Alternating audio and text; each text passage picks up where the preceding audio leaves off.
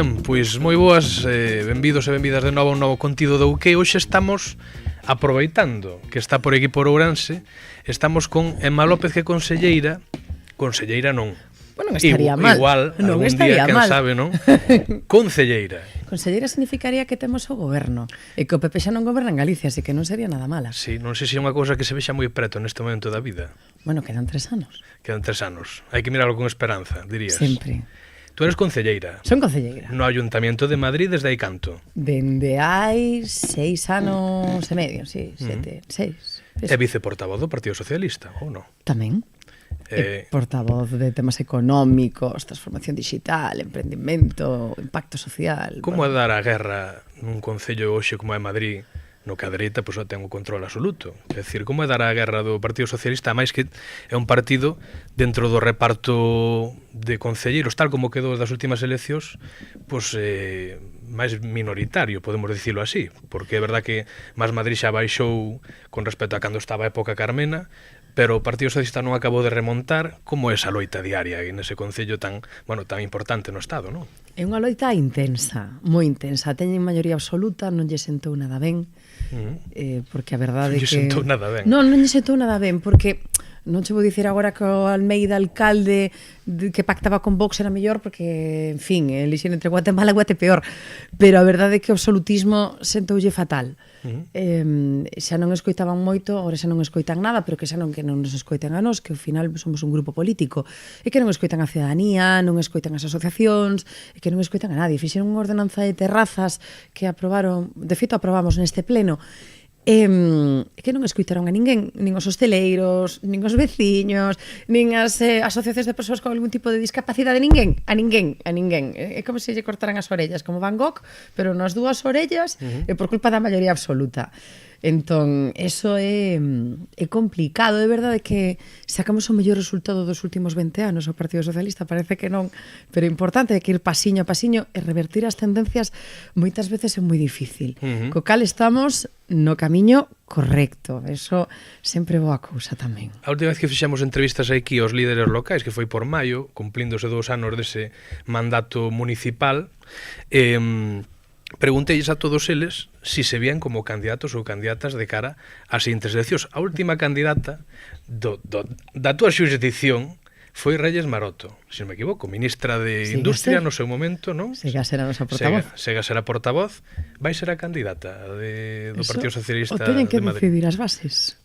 Nós temos esta cousa de que os militantes son os que deciden. Este pequeno detalle, non? Ese mínimo detalle. Outros non, outros son máis de dedo, pero nós temos esta cousa de votar, cada militante un voto, estas cousas que penso que está bastante ben.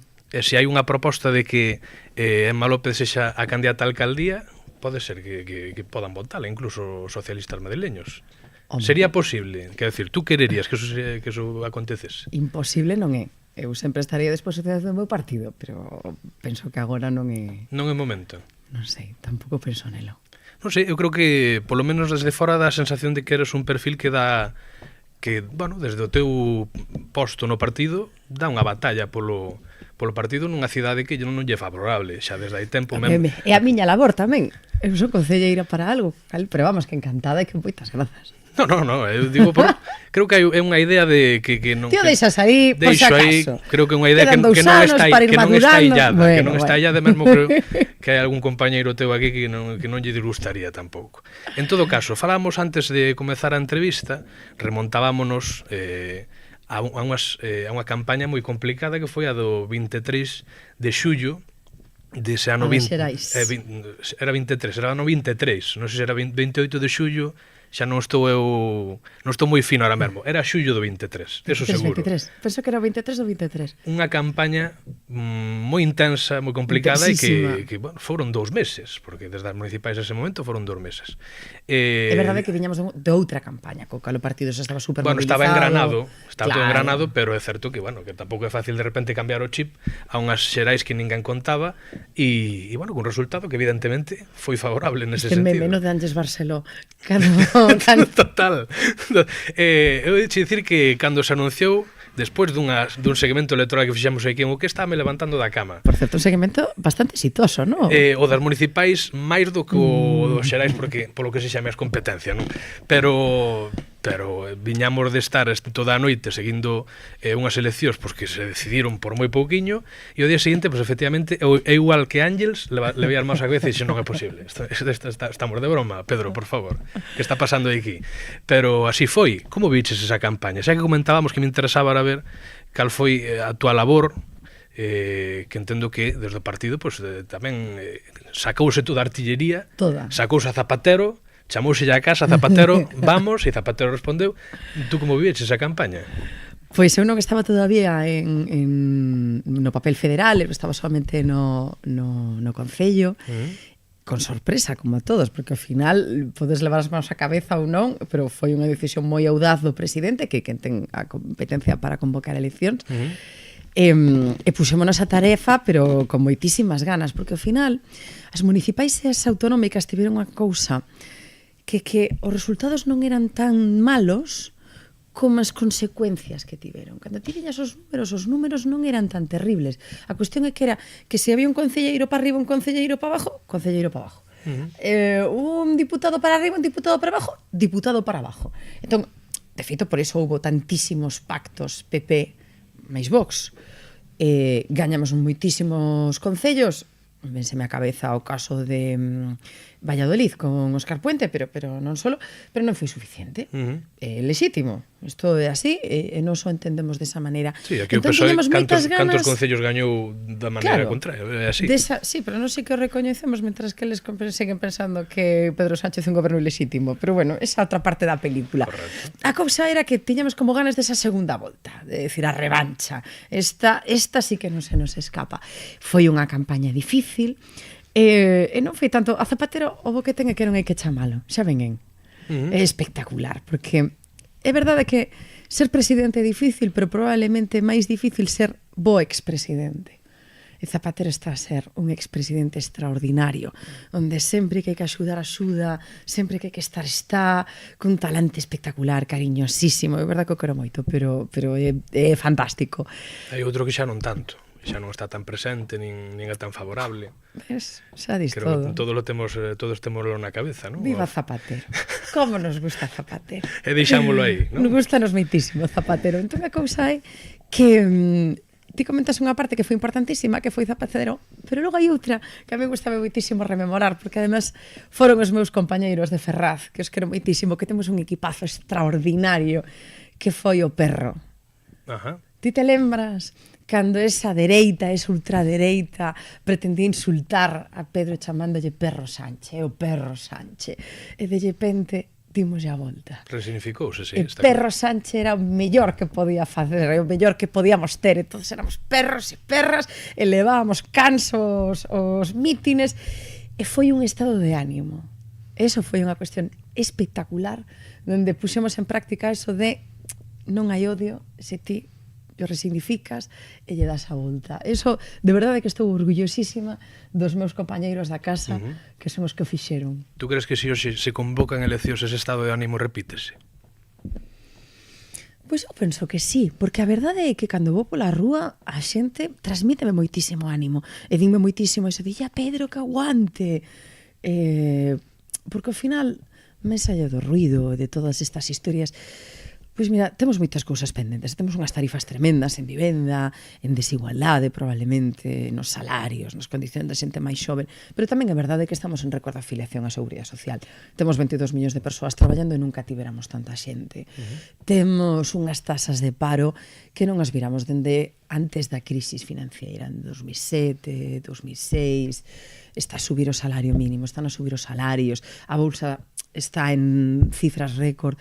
Entón, a xente tamén sabe quen é o que lle sube a pensión, quen é o que lle sube a pensión, tamén o saben, e saben o que se xogan, e saben tamén o que ten enfrente, porque enfrente se tes a unha ultradereita, e unha dereita que está a competir contra a dereita, cun discurso de migración, cun discurso de aborto. Ojo, e cando ves os veciños, e ves que tes aí o Milei, e tes a Trump, pois o mellor non queres esa clase de políticas.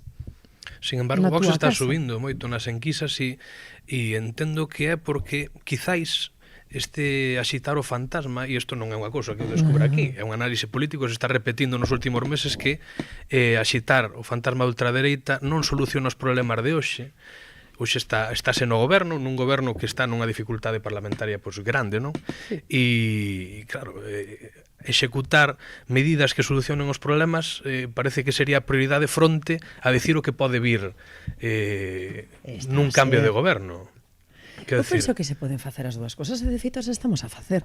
Se de repente agora os becarios teñen cotización, é precisamente por unha reforma que puso en marcha este goberno, precisamente nesa dificultade parlamentaria que comentas e que é clara, que é un feito. Que é unha realidade. Eu me che digo unha cousa, non teño tan claro que o fantasma da ultradereita medre porque nombremos a ultradereita. Preocúpame máis o trasvase de votos entre un partido popular que debería ser un partido, non sei, de dereita europea, e que está a mercar o discurso da ultradereita. Porque parte de trasvase de voto que estamos a ver nas enquisas é precisamente xente que entre o original e a copia elixe o original. Ten que ver tamén que vimos de ver publicadas novas informacións que afondan nunha investigación que se leva a cabo fronte a exministro, un exsecretario de organización, xente que foi moi importante no Partido Socialista e que se ve que, bueno, pues que estaban tratando con suma de cartos. Se ve que mal, non? Como resumo podemos dicilo así. Moi mal, terriblemente mal. Con todo, e agora vámoslo falar con franqueza, se ves nas enquisas tampouco ves un resentimento do Partido Socialista tan grande con respecto a esos casos de corrupcións que evidentemente a dereita axita, ou si que hai moita xente desilusionada con eles, eu penso, no electorado socialista na esquerda, pero con todo, que pode facer o socialismo solo si no que hai a esquerda del non hai nada artellado que hoxe teña un mínimo de forza, que non é a túa xurisdicción, está claro, pero de cara a unhas próximas eleccións, que facemos aí se vai o Partido Socialista como único partido que está enteiro na esquerda? Bueno, non sei, a mí non me gusta moito falar das causas alleas e moitísimo menos pero depende un goberno dela. Dos primos, non digamos. Bueno, xa veremos. Preocúpame ter un partido que actúa de forma dura e implacable contra a corrupción. Eso preocúpame moitísimo. Preocúpame ter un partido que dá solucións aos problemas. Preocúpame ter un partido que está forte nas comunidades para plantar cara a estes gobernos da dereita de Castilla e León que sabemos a súa xestión dos incendios, de Valencia que sabemos a súa xestión na Dana, de Andalucía que estamos a ver a súa xestión sanitaria. Eso preocúpame moitísimo. E logo o resto de partidos saberán o que fan. Pero a min personalmente preocúpame porque eu estou aquí en política para mellorar a vida das persoas e para non defraudalas. Entón, ti comentabas eso de, bueno, parece que non, como que non hai tanta repercusión, non hai tanta repercusión porque fomos implacables, porque es que nin esperamos o que houbera unha sentencia. Es que a primeira cifra que vimos fomos de decir hasta aquí. Eso tamén a xente o ve. Corruptas son as persoas.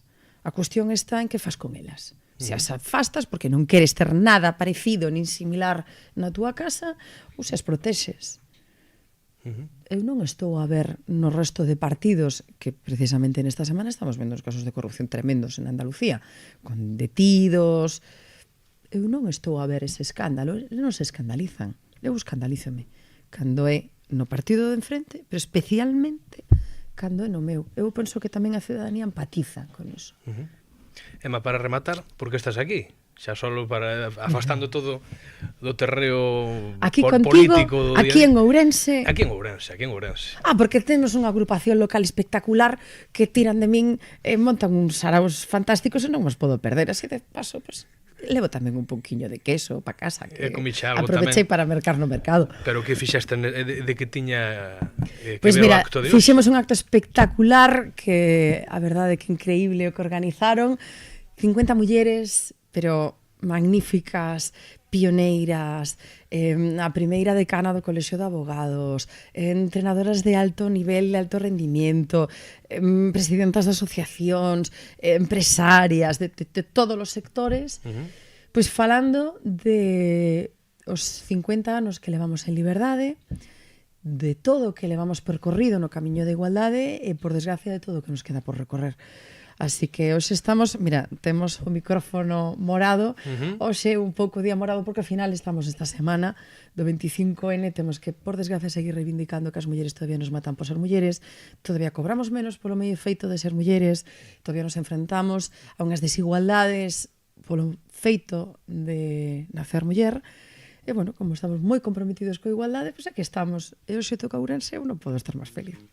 Pois nese paso por Ourense, gracias por pasar connosco aquí en Ouqué, Emma. A partir de agora isto vais a convertir nunha cousa... Firmamos. Firmamos. Veña. Veña. Pues, feito. Gracias por estar hoxe connosco, Emma. Graciñas. A ti.